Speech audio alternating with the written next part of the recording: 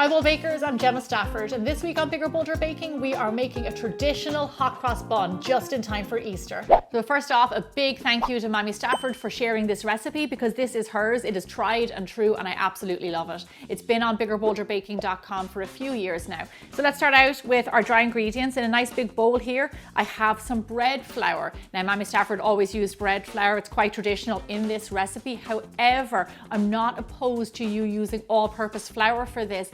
It is a bun. They can be a little bit softer if you want, so I would say use one or the other. That's up to you. So into our flour, we are going to add in some allspice. Now this is a really common spice at home, and I actually have a recipe on my website of how you can make it because it's a little bit harder to find in America. It's a mix of ginger, nutmeg, mace, cinnamon. It's really delicious. In a pinch, I'll let you know that pumpkin pie spice is very similar. Next, we're going to add in a little bit of salt in here and give that a mixy mix. Gorgeous. Oh my gosh, it smells so fragrant and lovely. Here I have some cold cubed butter. We're going to add this in, and then all we're going to do is rub it in with our hands. So the reason I'm showing you how to make hot cross buns right now is because Easter is coming up, and this is a traditional Easter recipe, actually eaten on Good Friday, the Friday before Easter. In Ireland, around the country, you would see these for sale in bakeries, in supermarkets at that time, and often you won't see them at other times around the year. It's just around Easter. So it is a real treat when you see them come out and you think like, oh wow, it's hot cross bun time. Once you rub in your butter, you won't really see it. Flour will kind of look like this. So next into our flour mixture, we're going to add in our sugar, our lemon zest. You will see a lot of variations on this recipe. Some people add sultanas, currants, orange. My mom added in lemon. So, you know, if you want to put in orange, that's totally fine too. It just won't be my mommy's recipe. Instant yeast. I used instant yeast in this recipe. So you can add it straight into the flour. So these are our dry ingredients. Now, into this, we're going to add in tepid ingredients. Now we do this because the warmth of the ingredients will activate the yeast, help it grow, give it all the nice things that it needs.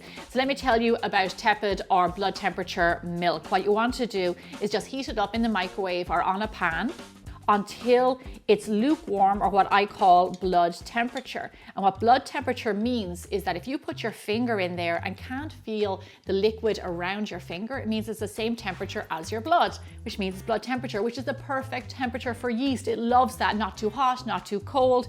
Lovely, lovely, lovely. Into our milk, I'm going to add in an egg, give it a mixy mix, and then into our dry ingredients.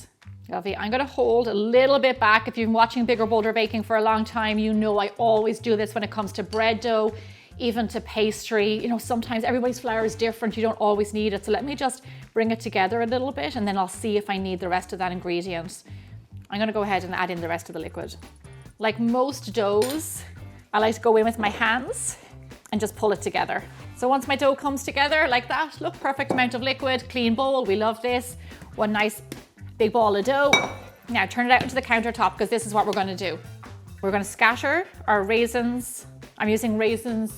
I also love to use golden raisins. You can use sultanas, currants, whatever. Scatter them over, and then we're going to knead them into the dough, just like this. It just takes a few minutes, and all we want to do is just get all the dried fruit throughout. So you might be thinking to yourself, hey Gemma, why didn't you just add the raisins into the dry ingredients and then mix your dough and then turn it out and knead it?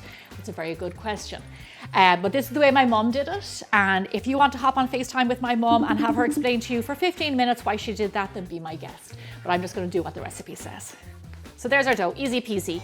So here I'm going to put it in the bowl that we just mixed it in because I'm not fancy and there's no need to wash it. I'm going to add in a tiny splash of oil. We always grease a bowl that has dough rising in it, you know, because dough is a living thing. We want to take care of it, we want to keep it warm, we want to love it. And if the bowl is greased, it will just glide up the side easily. If it's not, it can struggle a little bit. So we want to make his life as nice as possible for our little ball of dough.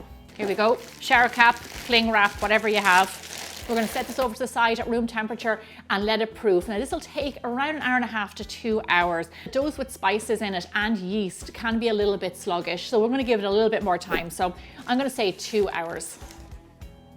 So here we go. It has been 2 hours. It has risen up a lot.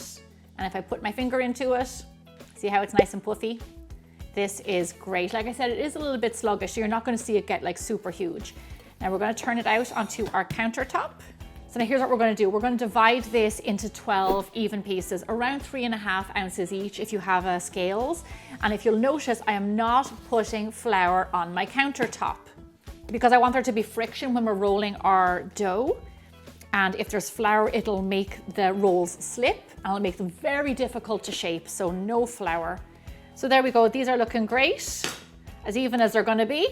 Here I have a baking tray, 9 by 13 inches. It has been greased already.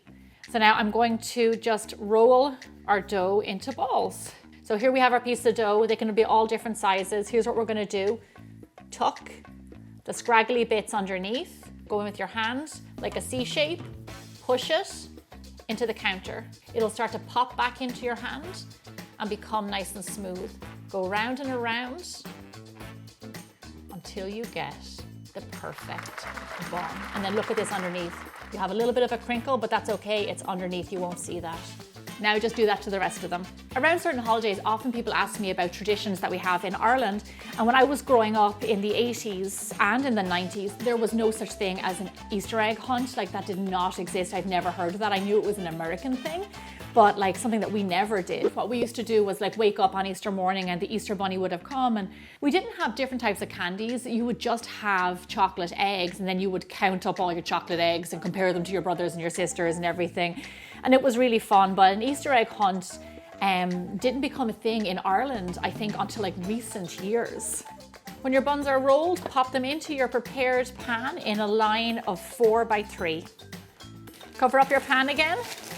So now let's set these over to the side, a nice warm spot in your kitchen for 60 to 90 minutes. During this time, they will rise up, they will proof into each other, and then they'll be ready to go into the oven. So it's been an hour and a half. These are looking good. They've puffed up and they're nice and soft. Just before they go into the oven, I'm going to egg wash them all over just to make them lovely and golden brown coming out of the oven. Okay, lovely. Now let's get these guys into the oven. Bake your hot cross buns at 400 degrees Fahrenheit, 200 degrees Celsius for roughly 20 minutes or until a lovely rich golden brown. While our buns are in the oven, let's make our icing really fast. In my bowl here, I have some powdered sugar. And then into this, I'm going to add in a little bit of milk. I'm going to give it a whisk. This needs to be nice and thick so we can pipe it just like this. However, if yours is too runny, add more sugar. If it's too thin, add more milk.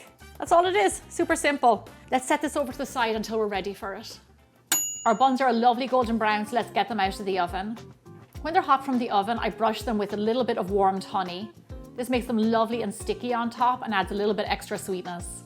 Now our last final touch, once they have cooled down a little bit, we're going to pipe our icing on top. We do a cross, which is the traditional look of these hot cross buns. Just the look of these makes me very happy. They are so gorgeous. Enjoy them while they're fresh, so cut them open and slather them with butter. And of course, in Ireland, you have to have them with a cup of tea. Just like home. Buttery, has that lovely warmth from the spices in it. The raisins, the yeasted dough. I adore a rich yeasted dough like this. This is heaven. To me, this is my Irish comfort food right here. I hope you enjoyed watching this just as much as I enjoyed making it. Now get into the kitchen and try it for yourself. I'll see you back here really soon for more bigger, bolder baking. I'm gonna finish off this bun. I'm gonna eat the sticky part now. Oh my gosh. Heaven, heaven, heaven, heaven.